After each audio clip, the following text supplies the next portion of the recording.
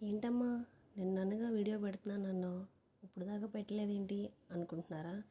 కొంచెం టైం కుదరలేదులే అండి, అడ్జస్ట్ అయిపోండి.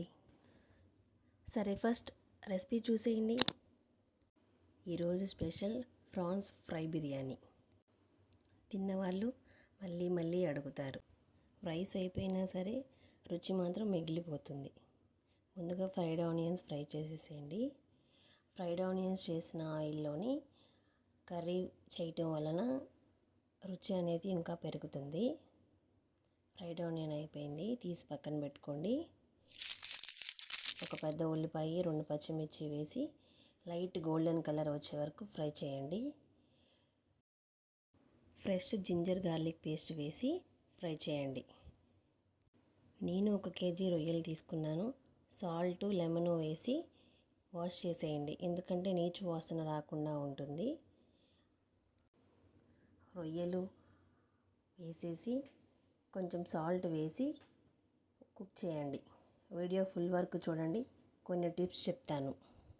ముందుగా మన వీడియోని ఎవరైతే ఫస్ట్ టైం చూస్తున్నారో సబ్స్క్రైబ్ చేసుకుని లైక్ చేయండి. ఇంకా ఎక్స్ట్రా వాటర్ ఏం పొయ్యనక్కర్లేదండి. రొయ్యల నుంచి వచ్చే వాటర్తోనే రొయ్యల్ని కుక్ చేసేయండి. ఎక్స్ట్రా వాటర్ పోస్తే ఏమవుతుందంటే మనం ఫ్రై పీస్ బిర్యానీ చేస్తున్నాం కదా, ఆ పీసెస్ కొంచెం క్రిస్పీగా ఉండకుండా మెత్తగా అయిపోతాయి. తింటుంటే నోటి కింద కొంచెం క్రిస్పీగా ఉంటే బాగుంటుంది కదా. చూడండి, వాటర్ అన్నీ ఇంకిపోయినాయి కదా. కారము, ధనియాల పొడి, తగినంత ప్రాన్స్ మసాలా వేసి ఫ్రై చేసేయండి. మీడియం లో ఫ్లేమ్లో పెట్టి కుక్ చేయండి. హై ఫ్లేమ్లో అయితే ప్రాన్స్ ఉడకవు.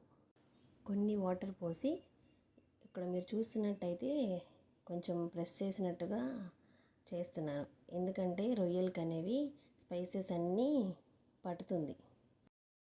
ప్లాస్టిక్ వాడకండి అంటున్నారు కదా, ప్లాస్టిక్ కాదండి, సిరామిక్ గరిటెలు అండి నేను వాడేది.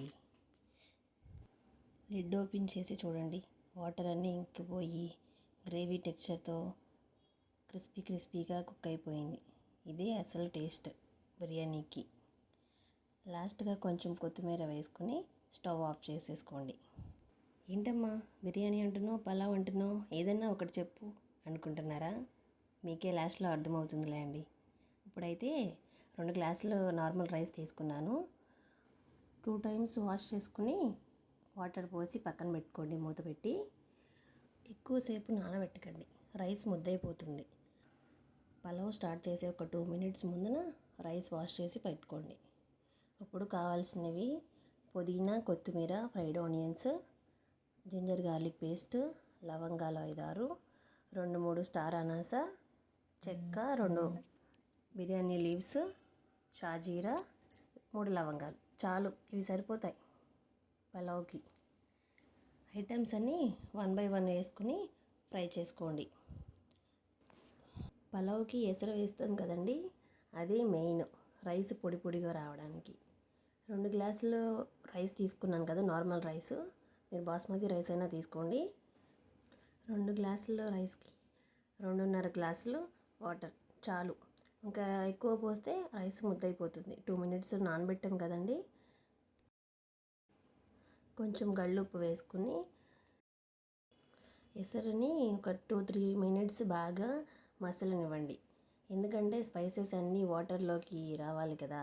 కలర్ చేంజ్ అయ్యే వరకు మసాలానిచ్చి నానబెట్టుకున్న రైస్ని వాటర్ ఏం లేకుండా స్ట్రెయిన్ చేసుకుని వేసేసేయండి.